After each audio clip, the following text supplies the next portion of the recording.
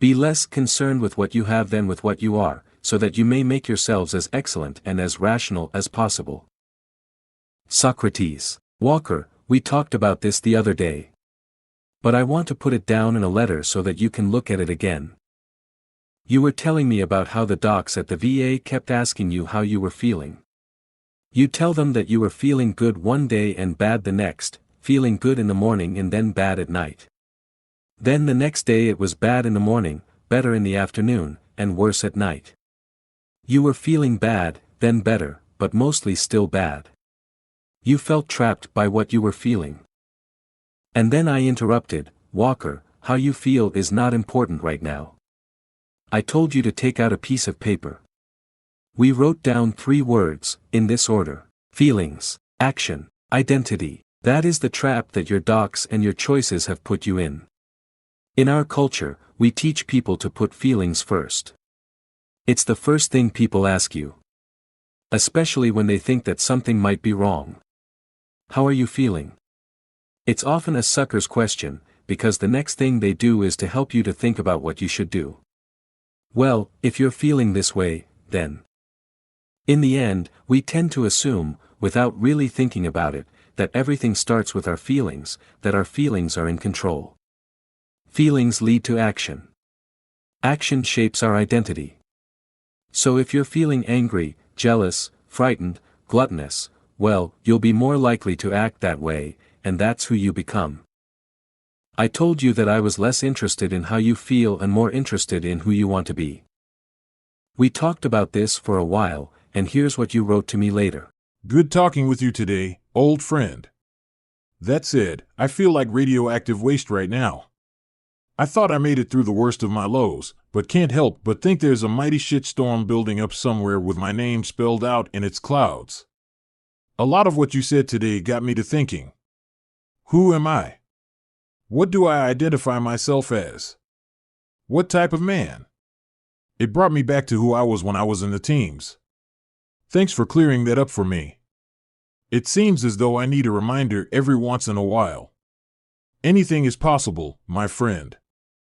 Then, a few days later, you wrote to me that you'd made a decision. I don't have to live in fear. I am in control of my mind.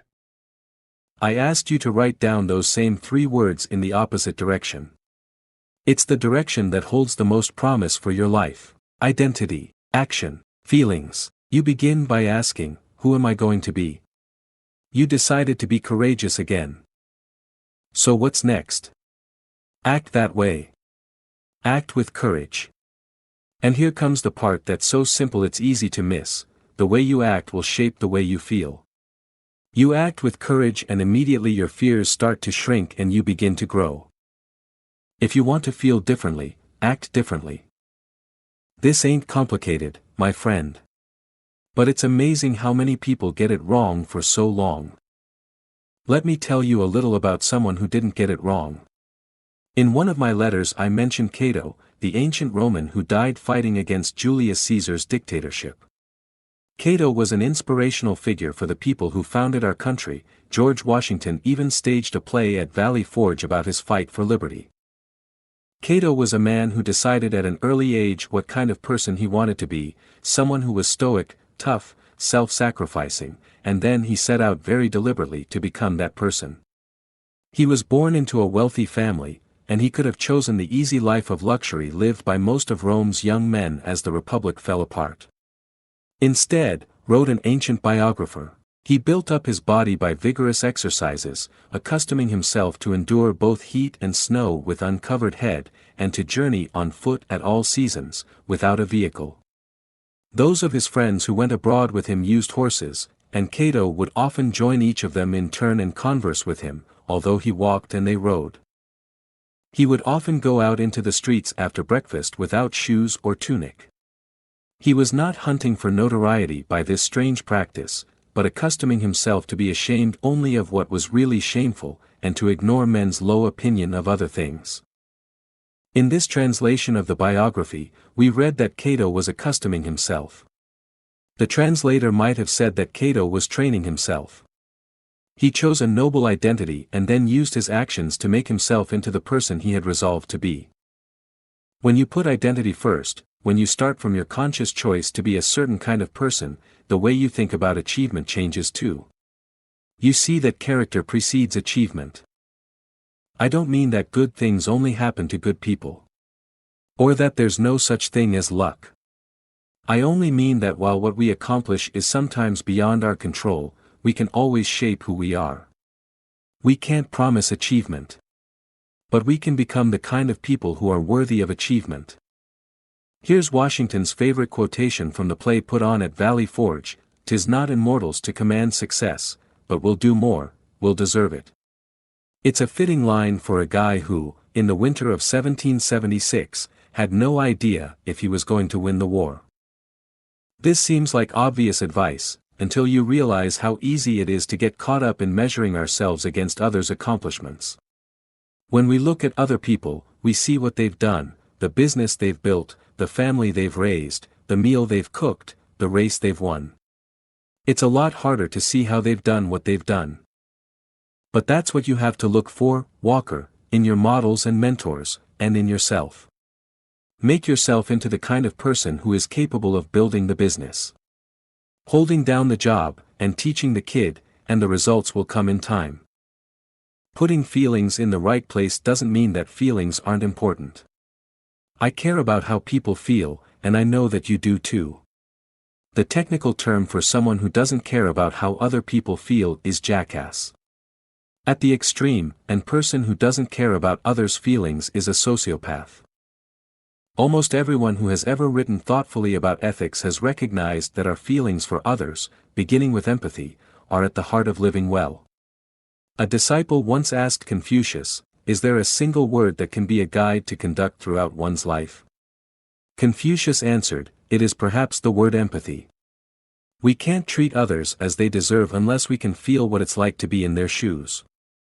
But, and this is where ancient wisdom tends to diverge from modern thought, all of this goes hand in hand with the belief that your emotions can be harnessed and your feelings can be trained. Plato had a nice way of thinking about this. When we think of the soul, he writes in his dialogue Phaedrus, let's imagine it as a pair of winged horses and a charioteer. The charioteer, who controls the horses and steers the chariot, is your reason. The two horses are out emotions. One, Plato says, stands for out nobler emotions, such as our desire for honor, and the other stands for our baser passions and appetites. But notice, both horses are required to pull the chariot forward. Emotions can drive us in a way that reason alone cannot. And we need the drive of the emotions to live a flourishing life. One of the beauties of Plato's analogy is that he makes it clear that you are not your emotions.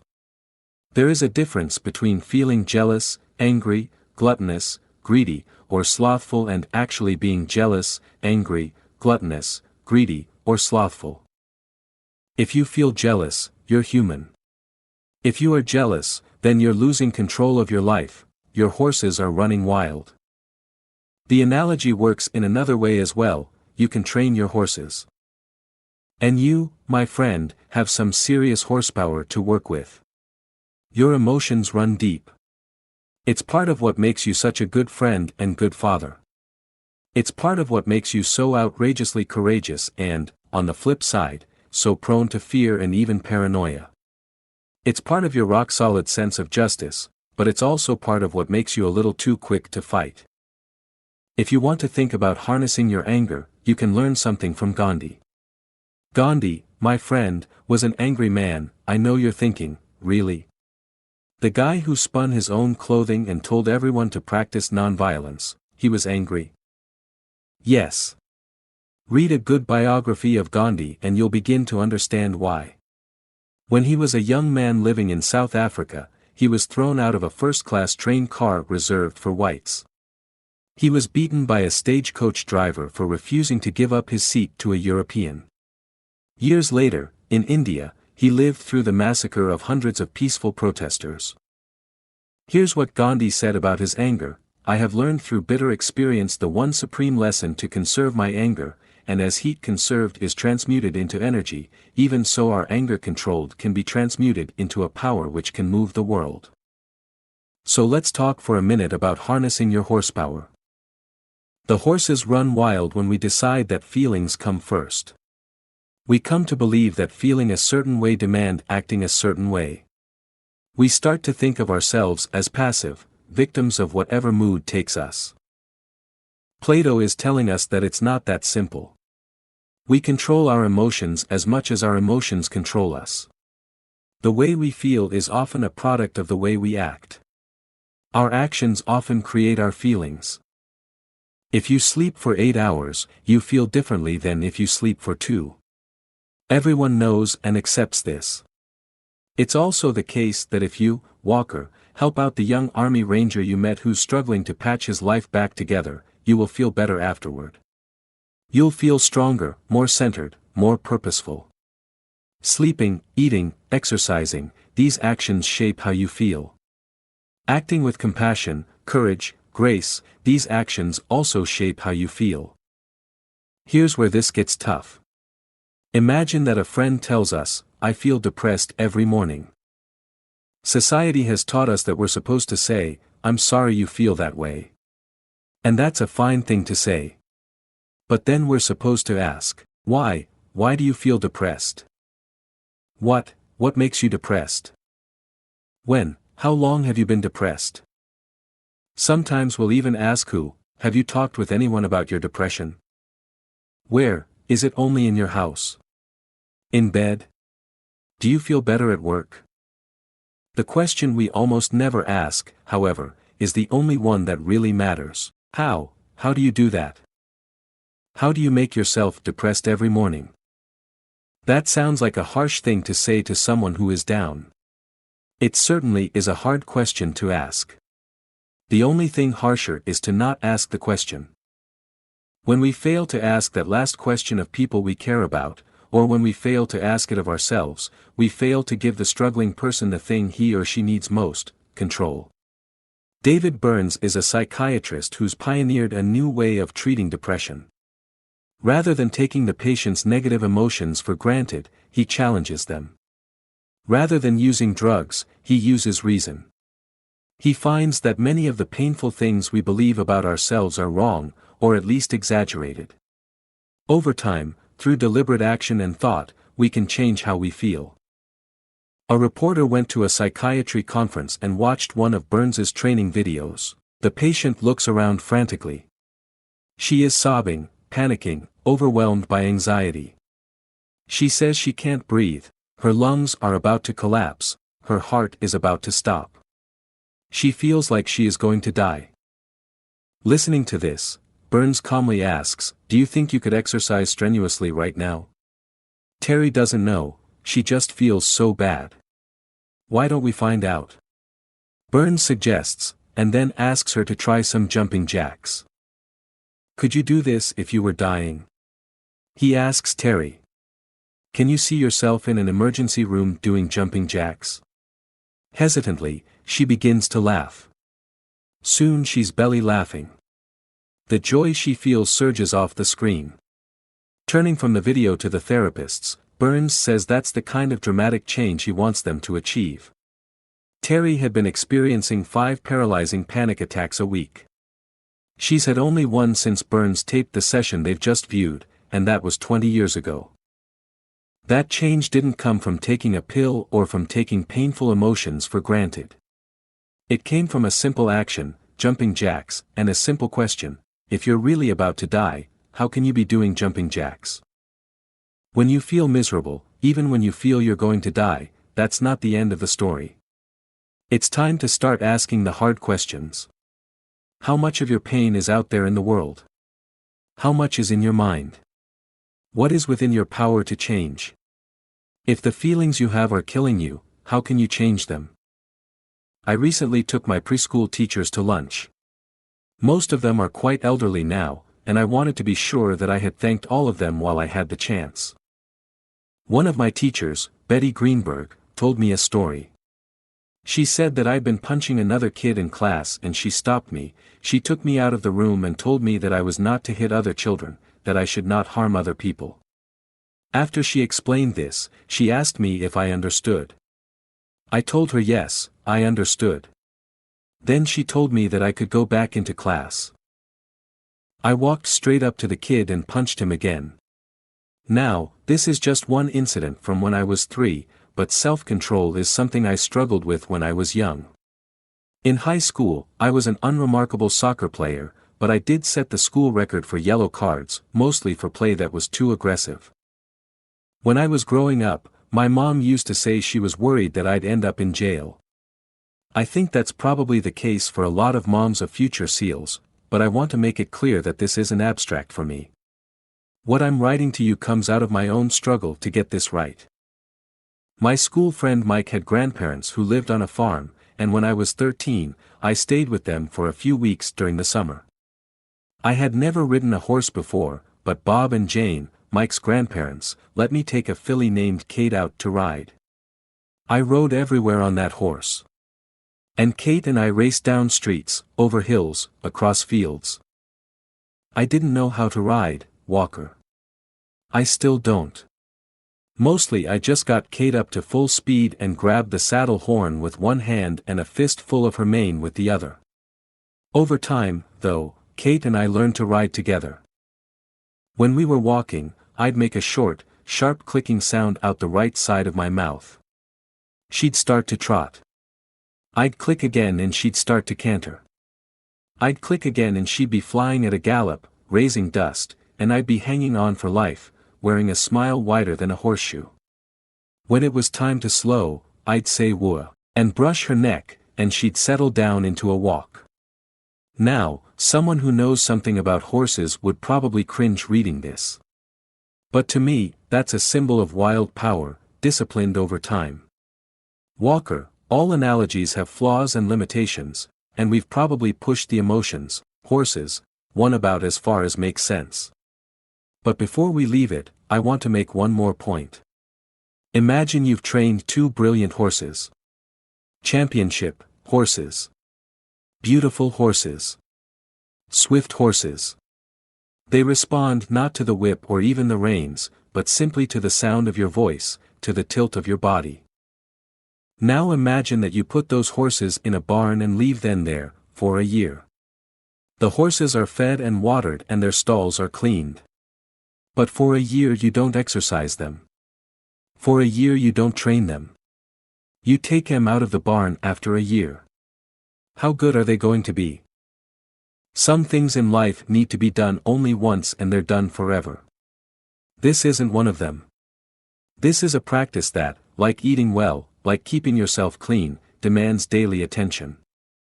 And that also means there's no getting to perfect. There's no point at which you've cleaned yourself so well that you never have to shower again. You never win an award for mastering your emotions and call it a day. And if this is something you tackle every day, some days better, some days worse, then in the awareness of your own struggle you'll find room to be forgiving of yourself and of the people around you. Actors in ancient Greece put on masks before walking on stage. The mask did 2 things. For the audience, the exaggerated facial features allowed them to see the mood of the character even from the cheap seats at the back of the theater. For the actor, the mask helped him transform. It helped him become the character. The actor put on an outer mask to create an inner character. As long as the mask was on and he recited his lines, he could feel for a time as if he actually was Achilles or Odysseus or Philoctetes. That's not magic, it's just theater. Now think about cops and firefighters. They wear uniforms. Why? Most people would say it's so that others, the public, can see who they are and react appropriately. And that's true. But it's only half the reason. When they put on the uniform, they often become a different person. Remember how you felt the first time you put on camouflage before a night patrol? What does Clark Kent do to become Superman? He changes his clothes. In Buds, Master Chief Will Guild taught us that if you're having trouble finding it inside, then put on your game face. He reminded us that when Achilles puts on his helmet, he becomes a warrior. Contemporary actors know that when they want to create a feeling, they act out the body's emotional language. If they want to act angry, they purposefully furrow their brow and take shallow breaths. If they need to act impatient, they might start tapping their foot. The furrow of a brow when angry, the tapping of a foot when impatient, the deep sigh when worried, these actions don't just express emotional states, they create emotional states. That's not unique to actors, your actions shape your state. Here's an experiment. Smile. Really smile. Try to genuinely smile for 15 seconds. If you're like most people, you'll feel better. Smiling for a few seconds doesn't transform you, but it does change you. This works in lots of ways. Take fear. If, when you're afraid, you slow and deepen your breathing, you'll gain control over your mind. Remember the 50-meter underwater swim? How do you swim 50 meters on a single breath? The trick is to slow your breathing, calm your mind, and lower your heart rate. As your heart rate drops, so does your rate of oxygen consumption. Guys who began the swim with hearts pounding in fear often passed out before they made it to the other end of the pool. Guys who began calm and unafraid swam the entire 50 meters underwater. That was the lesson of the test: jump in calm and you'll make it. Jump in fearful and you'll fail. You've trained your emotions before. You'll be able to do it again. Smiling and breathing. These are simple things. Exercising and serving. These are simple things. Being grateful and gracious. These are simple things. Acting with humility. Acting with courage. These are simple things. Some people try to make this business of living too complicated, Walker. It's hard, but it doesn't need to be complicated. Decide who you want to be. Act that way. In time, you'll become the person you resolve to be. When you act this way, you're going to feel like a fake at first. When you want to kill someone, but instead act with kindness, you'll feel like a fake. When you want to hide in your bedroom, but instead go to work, you'll feel like a fake. The first few times, the first dozen times, or the first 100, it will feel like a lie, a trick. It will feel like putting on a mask. But this is exactly how we consciously create our own character. Be what you would like to seem, wear the mask of the virtue you want until it's no longer a mask. One day, it will no longer be you putting on the mask of resilience. It will be you, resilient. Here's the thing, Walker, you already know this. I know you know this because you've written to me about the power of identity. I love your letters about growing up in a logging town. I want to point out that what you said about identity is just as true today as it was for 7-year-old Walker. Here's some of what you wrote about swimming in the river dam not far from your house. I remember conquering fears of diving and flipping off the diving board and getting up the courage to grab my first crawdad barehanded. These accomplishments themselves weren't significant. Most kids I grew up with from surrounding areas all caught the same critters and learned to dive and flip off of docks and diving boards, but the coaxing we used was highly unique to Cazadero and logging communities like it. If somebody chickened out on a dare, we'd simply tell them, "You're not a logger." It didn't matter what it was.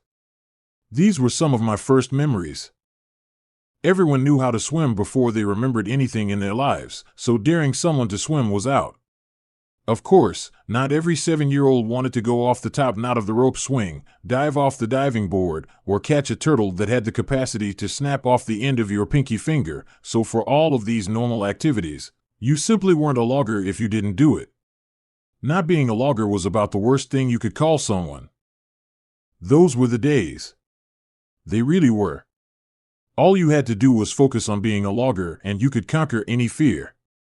The day would soon come when I would enter the brush and see firsthand just what type of normal activities a big timber logger encountered on a daily basis. "You're not a logger" was the catchphrase of my youth. The fact is, if you're the kid who freezes when you hear that, you're not going to be prepared for the woods. How did those kids get you to jump off the rope swing or catch a turtle? They didn't reason with you, "Don't worry, no one gets hurt jumping off the rope." They didn't threaten you, "Jump off the rope or I'll kick your ass." They talked about identity, "You're not a logger." For someone who looked up to loggers as models of what it meant to be brave and tough, "You're not a logger," was the worst thing you could hear. You'd do anything to prove that you were a logger. And then years later, when you grew up and went into the woods, you were ready. Our sense of ourselves shapes what we do. When you claim that identity, whether it's a logger, a scholar, a SEAL, or a father, you're also claiming the commitments and expectations and values that go with it, and you're making a promise to live up to them. And yes, when you claim that identity, you're faking a bit. You definitely weren't going to go into the forest and cut down a redwood when you were 7. You weren't a logger. But you became one. This is something kids understand, but a lot of adults forget. When kids play, then they shoot hoops or push a stroller or jump off a rope swing, they're trying on new identities. What would I do if I were a basketball player? What would I do if I were a dad? What would I do if I were a logger? Becoming someone new will sometimes feel like play. That's a good thing. A lot of adults think that the opposite of play is work. And they think that if something is serious or important that it should be treated as work. But think about when you were a kid. Or think about the last time you really played, at diving, at running, in the backyard with your son. In play we're engaged, in play we create joy. The opposite of play isn't work. The opposite of play is disengagement. Creating who you are is a serious and important endeavor. But engage with it and it'll feel fun, playful. The other day, Walker, you reminded me that there are lots of identities we don't claim for ourselves. You told me you didn't choose to be an alcoholic, but it's part of who you are. And, of course, you're right. We don't create ourselves from scratch. Some roles we're born into, son, brother, cousin, and we have to play them our whole lives, but have you ever watched 2 different actions play the same role? We still have great freedom to shape the parts we're given. You don't have a choice about being an alcoholic, but you do get to choose what kind of alcoholic you're going to be, the kind who lets his addiction define his life, or the kind whose life is too rich and purposeful to be defined by addiction. Sometimes, Walker, you will fail to live up to your own standards. You will fail to be your best self. Welcome to the club. Resilient people are able to quickly and powerfully remind themselves, or be reminded by others, of who they are. Things are going better for you right now, and I'm very glad for that. But there will come a moment when you are in a metaphorical firefight. You'll smell the gunpowder in your nostrils, you'll feel the fear, you'll start to sweat. You might not want it to ever happen again, but it likely will. When it does, how will you remind yourself of who you want to be? What will you say to yourself? Will you say, remember, you are Zach Walker, Navy SEAL? Remember, you are a father, setting an example for your children? Remember, be a leader, act with courage. Remember, be a warrior, serve with pride. You know why a lot of people don't do this, Walker? Because they are embarrassed to think of themselves as being more than they are today. And here's the crazy part, they don't have to share this with anyone, and yet the very idea that they might think of themselves as capable of greatness causes them to imagine 1,000 critics, and they constrain their own sense of who they can be. Shot down by a ghost sniper of their own creation. Forget that, Walker. People need you to be strong. Your family, your community. Your country. So envision yourself as strong. Remind yourself that you are strong. Become strong. Tools help to make us successful. We aren't stuck with what nature gave us. We build on what we've been given. We invented spears to bring down mammoths, compasses to cross oceans, printing presses to communicate across continents. Our lives are longer, more comfortable, and more prosperous because of the tools we've invented. But it's also a human tendency, and a pronounced tendency in America, to become enamored of our tools and lose sight of their place. Think about a couple of the basic functions of any community: educating children and policing the streets. Today we spend huge effort and millions of dollars to bring more technology into the classroom, when the great majority of students in the great majority of circumstances can learn almost all of what they need to know with a supportive family, a pencil, some paper, good books, and a great teacher. The schools that produced Shakespeare and Jefferson and Darwin had some writing materials, some printed books, and that was it. Imagine you're a 14 or 15-year-old school kid at Radley Hall in England in 1837. Here are some of the questions on your winter exam. Give Aristotle's reasons why true self-love cannot exist in vicious men. Find the length of an arc whose chord is 18, and the chord of half the arc 10 1/3. Give the characters of Alfred the Great, Cardinal Wolsey, Henry VIII, and Queen Elizabeth. How are Peterborough, Constantinople, Edinburgh, and Paris severally situate with regard to London? Can you imagine passing that test, Walker? I can't. I don't want to argue that 19th century England was some kind of educational golden age. Even to qualify for a school like that, you had to be a member of the privileged class. My point is that you don't need any special technology to master Aristotle or geometry, or to think seriously about virtue. You find the same thing in policing. After I had worked with the Baltimore Police Department for a few years, I was invited to speak at the major cities' chiefs of police conference. Almost every speaker or panel addressed some new piece of technology: advanced surveillance systems, new non-lethal weaponry, robotic cameras, gunshot detection systems. These tools can be helpful, but only if those who serve as police officers have the basic skills of communication, teamwork, physical fitness, integrity, courage, compassion, cleverness, and fairness. Think about what made the SEAL team work. Even with access to the most sophisticated technology in the world, we had a simple mantra: humans before hardware. Millions of people, in all walks of life and in every endeavor, create distractions and excuses for themselves by focusing on tools rather than on character. They'd rather, as Socrates warned, focus on what they have than on what they are. But you know better than that. No tool can take the place of character. This also applies to writing. You told me that exchanging these letters has reminded you of how happy writing makes you. You also told me how hard it is to write in a small house full of kids. Well, for fun if nothing else, try to remember all the incredible books that were written, or at least started, in miserable conditions. You don't need a comfortable writing desk or a well-stocked library or pots of coffee, or even, sometimes, paper, to sum up with a masterpiece. In the year 524, the philosopher Boethius was imprisoned for treason against the king of Italy. As he waited to be executed, he wrote the Consolation of Philosophy, a record of his struggle to find meaning in his fall from power and security.